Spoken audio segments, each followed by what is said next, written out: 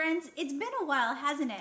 I am so glad to be back. I've been up to a lot lately, like the She Leads Connect events and doing a podcast, a brand new one for She Leaders. You'll have to check that out. I'm also writing blogs again. Put my first one up this past week. Very exciting. It's a 5-part, so you have to catch up and read it. Talks about Easter and living every day like it's Easter. It really touched my heart, and I hope it does yours as well. Well, we're starting our devotions again, which we'll have every single Friday, and I thought this was a great place to start. I've heard this message over and over lately, and I was studying it in my Bible. This is the one I used, the 1-year Bible Expressions, the NLT version. My son gave it to me last year for Mother's Day, and I started it in January, and I absolutely love it because it breaks it down day by day and just amazing. If you need a new devotional, this is the way to go. Okay, so this is what we're going to start with. We're going to start with a parable that Jesus told, and it's in Matthew chapter 13. It breaks down a story, a parable that he told to a group of people. And afterwards, the disciples asked, what does that mean? So Jesus broke it down even further for him, and that's what we're going to be studying for the next 5 weeks. So here's what it says. We'll start in chapter, that was chapter 13, verse 19. So the seed that fell on the footpath represents those who hear the message about the kingdom and don't understand it. Then the evil one comes and snatches away the seed that was planted in their hearts. The seed on the rocky soil represents those who hear the message and immediately receive it with joy. But since they don't have deep roots, they don't last long. They fall away as soon as they have problems or are persecuted for believing God's word.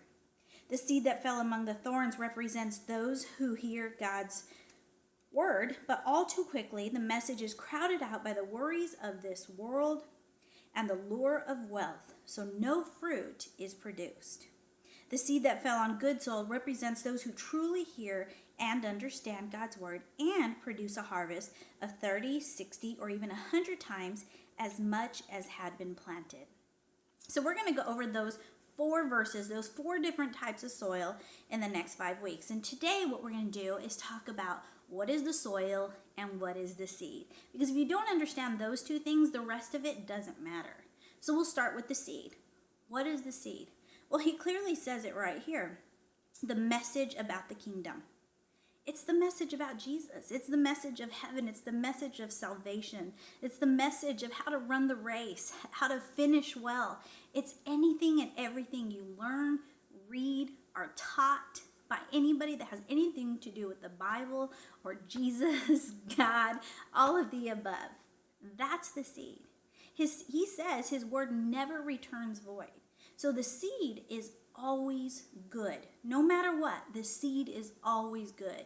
Jesus is always good. His word is always good. None of that will ever fail. Not a single seed is bad. Not a single seed is a dud. Every single one of them is good. So that's the seed. So what's the soil? Well, that's you. You're the soil. Your heart's the soil. How you receive the word, that's the soil. The condition of your heart, how receptive it is, how willing you are to listen, that's the soil. See, I used to read this and think it was all about the seed. For years and years and years I read this and thought it was about the seed. I'm like, okay, so this seed didn't fall on good soil. How's that anybody's fault? So this seed was eaten by the bird in the parable. How's that anybody's fault? But this is actually about the soil. This is actually about you. This is about your heart. This is about your acceptance of the word. This is about your acceptance of what Jesus is saying. This is about you and your heart, the condition of your heart, the condition of your soil. So for the next 4 weeks, we're going to be talking about your soil. Not the seed. Like I said, that doesn't return void. The seed is always good. We're going to be talking about the soil, your heart, and how receptive you are to hear what Jesus is trying to say. Right now, our world is cluttered. It is full of information. You can get it everywhere and anywhere. We have Google now. My kids, since they were very little, they'd ask me a question, and I'd say, I don't know. And they'd say, well, Google it. They know that we can get information at any point in time, anywhere we are. It's always at our fingertips. And so our world is cluttered with information, and we decide, what we want to let sink in and what we don't, right? Sometimes our soil is so cluttered with everything else in the world that it has no room for God's word. It has no room for his voice, for his message, for his purpose for your life. So we're going to be talking about your soil. I hope you join me again next week. Be thinking about that. Be thinking about the soil. Be thinking about your heart. Be thinking about where you are with Jesus. And if you're receptive to what he's saying. If you're the rocky soil, you're the one that hears the message and immediately receives it with joy, but don't have deep roots, or maybe it fell among the thorns in your life, all the other thing that's going on, the hurt, the damage in your life, the rebellion, the addiction, maybe the seed fell amongst that and it couldn't grow because it was choked out.